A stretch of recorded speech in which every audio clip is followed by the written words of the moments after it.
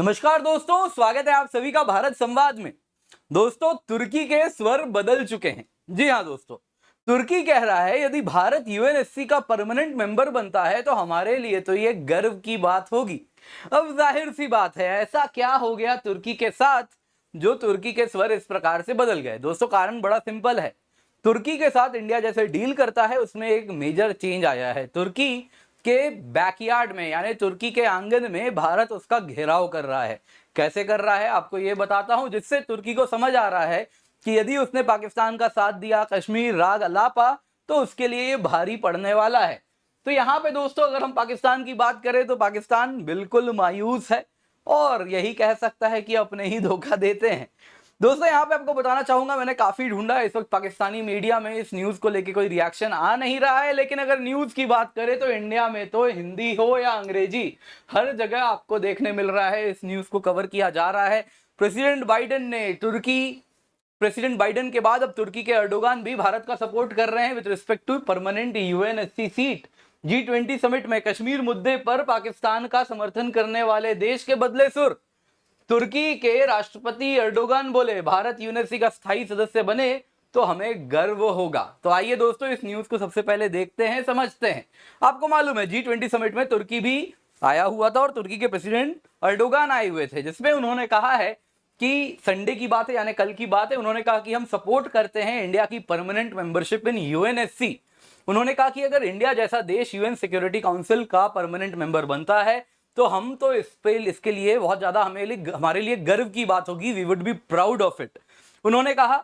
उसके बाद world is bigger than, it is larger than the five, यानी P5 member से बड़ा है, दुनिया इससे बड़ी है और सिर्फ P5 का ही जो वर्चस्व बना हुआ है यूएनएससी में, उसको बदलने की बात है। यानी कि देखने वाली बात यह है दोस्तों, जो आप अगर देखें यूनाइटेड फॉर कंसेंसस जिसको कॉफी क्लब कहते हैं, उसमें अब दरार आती हुई दिख रही है, जिसमें तुर्की कहीं ना कहीं अब इंडिया को सपोर्ट करने लगा है।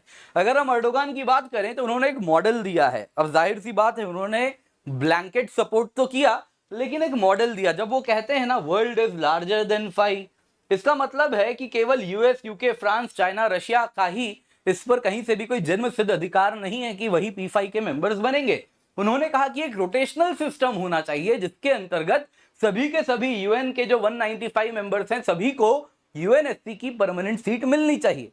अब दोस्तों अगर हम बात करें, टेम्पररी मेंबर्स जो होते हैं यूएनएससी में, वो ऑलरेडी बाकी 195 मेंबर्स से आते हैं, हर रीजन से कुछ कुछ सिलेक्ट होके जाते हैं। तो ये क्या कहना चाह रहे हैं, डिटेल्स अभी अवेटेड हैं। हो सकता है ये कहना चाह रहे हैं परमानेंट मेंबर जो हो वो सारे के सारे जो P5 का कंसेप्ट है वही हट जाए, सारे के सारे मेंबर्स रोटेशनल बेसिस पर ही आए, उस तरफ ये प्रेशर डालना चाह रहे हैं।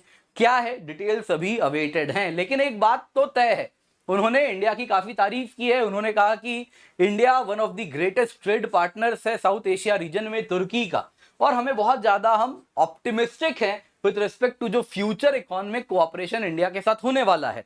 क्यों? क्योंकि दोस्तों इंडिया ने जो घेराव किया है वहां पे कैरेट एंड स्टिक दोनों पॉलिसी का इस्तेमाल हो रहा है। कैसे हो रहा है अभी मैं इसको जल्दी आपको बताने वाला हूं।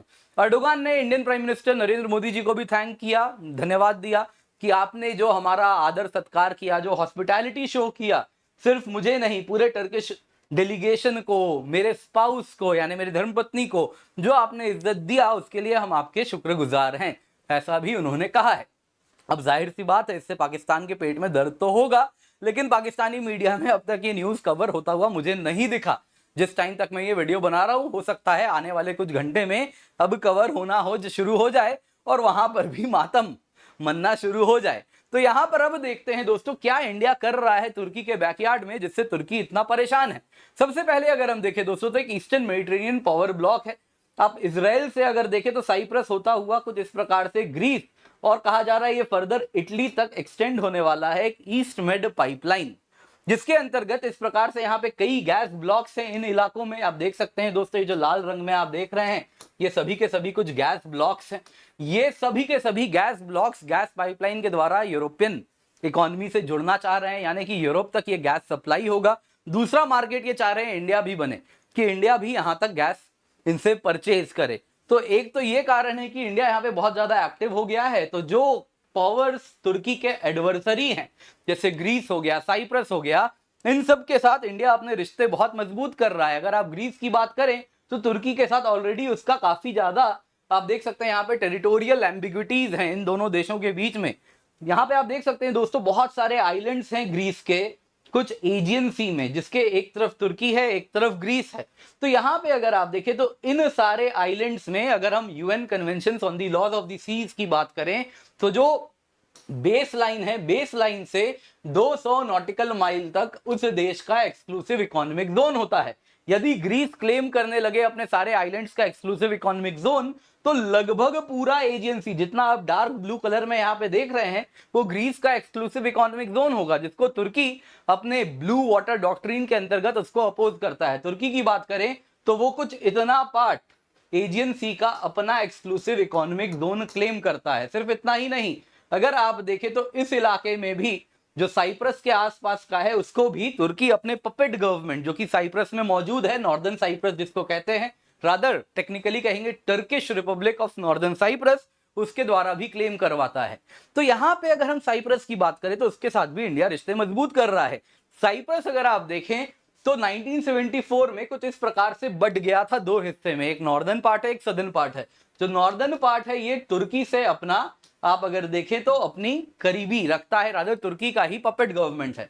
जो कि यहाँ पे सदर्न पार्ट ऑफ साइप्रस है ये ग्रीक साइप्रियोट्स का बनाया गया है जो ग्रीस के क्लोज है। इंडिया ये सदर्न पार्ट वाले को सपोर्ट करता है और इस वजह से अगर आप देखें तो तुर्की जिसके साथ और डायरेक्टली इन्वॉल्व है, उसका जो एडवर्सरी है इंडिया, उसके साथ रिश्ते मजबूत कर रहा है। तो यहाँ पे अगर आप देखें तो कहीं ना कहीं तुर्की को इंडिया घेर रहा है। वो सारे देश जो जो तुर्की के खिलाफ हैं उसके साथ इंडिया खड़ा है। वैसे ही आप अगर देखें तो अर्मीनिया अजरबैजान जंग चल रही है जिसमें तुर्की अजरबैजान को सपोर्ट कर रहा है, इंडिया अर्मीनिया को सपोर्ट कर रहा है और इंडिया ईरान अर्मीनिया एक एक्सिस बना हुआ है जिसके द्वारा वेपन सप्लाई भी हो रहे हैं।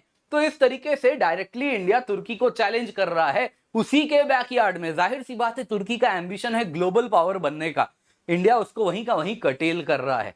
इसके सिवा अगर आप देखें तो इस तरीके से तो तुर्की पर दबाव बनाया जा रहा है। लेकिन मैंने कहा कैरेट एंड स्टिक, ये सब तो क्या हो गया स्टिक, जिसमें डंडा दिखाया जा रहा है कि ये सारे देश हैं जिसके साथ तुम्हारे रिश्ते खराब हैं, हम उनको सपोर्ट करेंगे। But at the same time कैरेट भी है। आपको मालूम है G20 में क्या हुआ है, India middle east Europe economic corridor unveil किया गया है जिसके द्वारा इंडियन गुड्स 10 दिन के अंदर यूरोप पहुंच जाएंगे और इस तरीके से इंडियन मैन्युफैक्चरिंग के लिए अलग अलग मार्केट है। तुर्की भी चाह रहा है इस पूरे इकोनॉमिक कॉरिडोर का हिस्सा बनना। सिर्फ इंडियन गुड्स ही नहीं, बाकी देशों में भी जो सामान बनेगा इस पूरे के पूरे नेटवर्क का फायदा उठाएगा। इंडियन मार्केट भी है जो कि बहुत बड़ा मार्केट है, जो कि सारे देश कहीं ना कहीं उसका फायदा उठाना चाहते हैं। अब तुर्की भी चाह रहा है उसका फायदा उठाए, तो वो भी समझ रहा है कि उसी के बैकयार्ड वाले रीजन में जो उसका आंगन है वहां पे इंडिया नई इकोनॉमिक अपॉर्चुनिटीज ला रहा है। तो इंडिया को नाराज करना सही नहीं होगा। इंडिया के साथ जो रिश्ता मजबूत रखेगा वो बहुत ही फायदे का सौदा होने वाला है, स्पेशली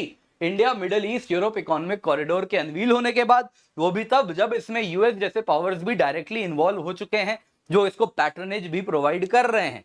मतलब ये है दोस्तों, तुर्की के लिए इंडिया के साथ रिश्ते मजबूत रखना एक फायदे का सौदा है, इसको वो अब समझ रहा है और इसी वजह से तुर्की के जो सुर हैं बदल रहे हैं। हो सकता है आने वाले कुछ दिनों में, बिल्कुल तुरंत तो नहीं होगा, लेकिन आने वाले कुछ दिनों में कश्मीर राग भी तुर्की अलापना छोड़ दे तो कोई बहुत ज्यादा, अगर आप देखें ऐसा होता है तो अचरज की बात नहीं होगी, हैरत की बात नहीं होगी।